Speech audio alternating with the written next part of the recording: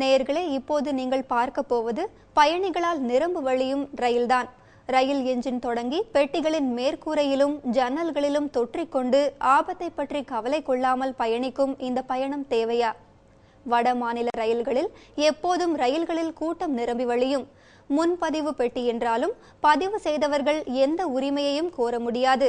வாயிற்படி, கழிவறை, பர்த் என அனைத்து இடங்களிலும் சகட்டு மேனிக்கு மூட்டை முடிச்சுகளுடன் ஏறிக்கொள்வார்கள்.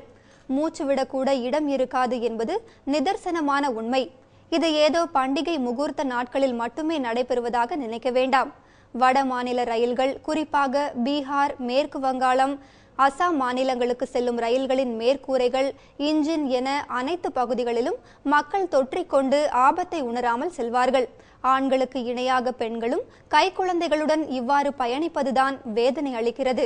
இது போன்றுதான் நேற்று பீகார் மாநிலத்தில் புத்தகயாவில் இருந்து பாட்னா செல்லும் பயணிகள் ரயிலில் கூட்டம் நிரம்பி வழிந்தது. என்ஜின் டிரைவர் பெட்டியை தவிர்த்து மற்ற இடங்களில் பயணிகள் தொற்றிக்கொண்டு ஆபத்தை அவர்கள் பயணிப்பது நெஞ்சை பதைக்க வைக்கிறது.